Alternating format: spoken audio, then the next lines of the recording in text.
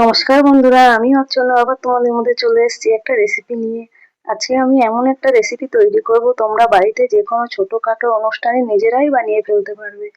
আমি আজকে তৈরি করব পনির সাটে, একেবারে সহজ উপায়ে, খুবই অল্প সময়ের মধ্যে।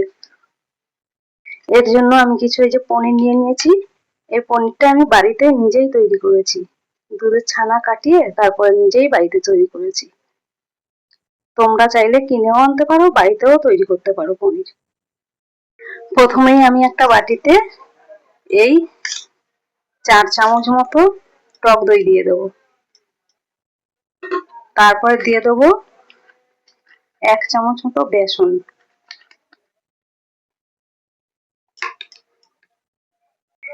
এবার আমি এর মধ্যে দিয়ে দেবো একটু আদা বাটা, একটু রসুন বাটা।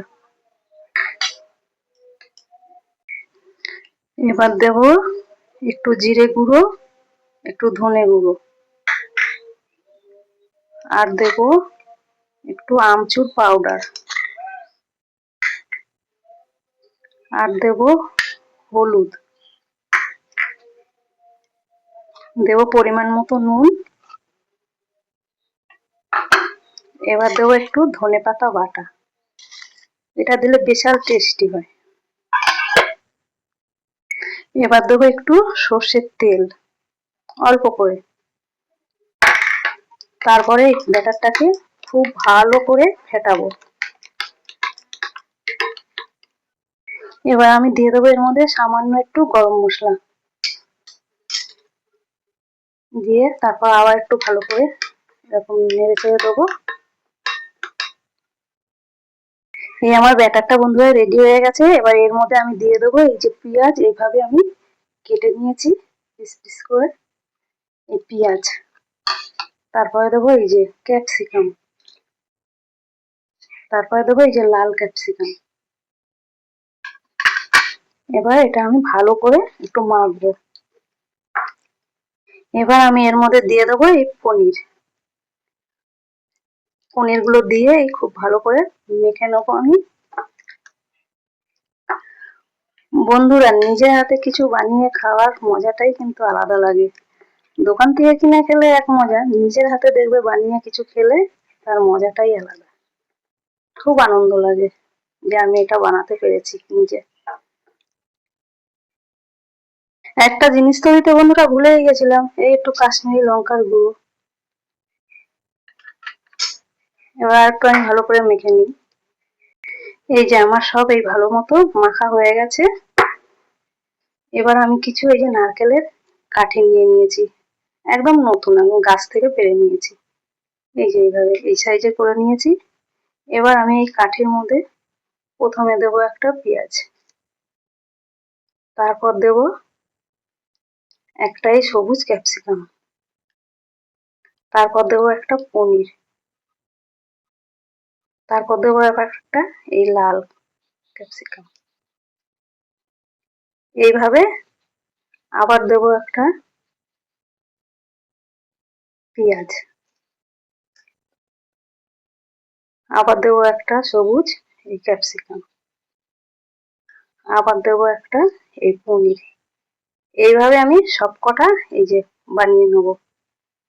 এই দেখো, এই যে বন্ধুরা এইভাবে আমি প্রত্যেক কটা রেডি করে নেব। এই যে বন্ধুরা আমি সব কটা এইভাবে রেডি করে নিয়েছি।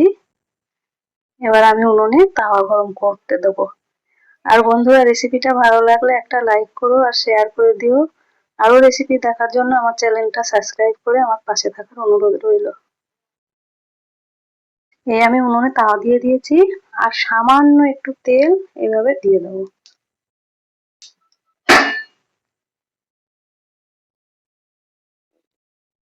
এবার আমি এই পনিরের স্টিক গুলো এইভাবে বসিয়ে দেবো।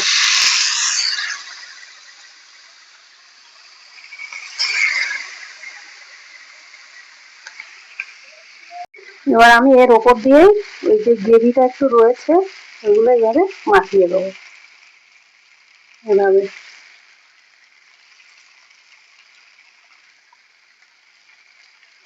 এই প্রত্যেক কটাটা এইভাবে দিয়ে দেবো।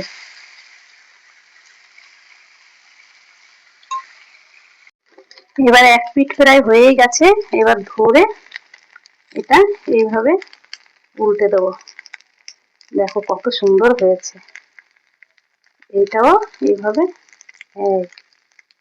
উল্টে দেবো। আবার এই পিঠটা একটু হবে। এবার বন্ধুরা এই পিঠটাও কিন্তু খুব ভালো মতো হয়ে গেছে। এই দেখো কত সুন্দর হয়েছে।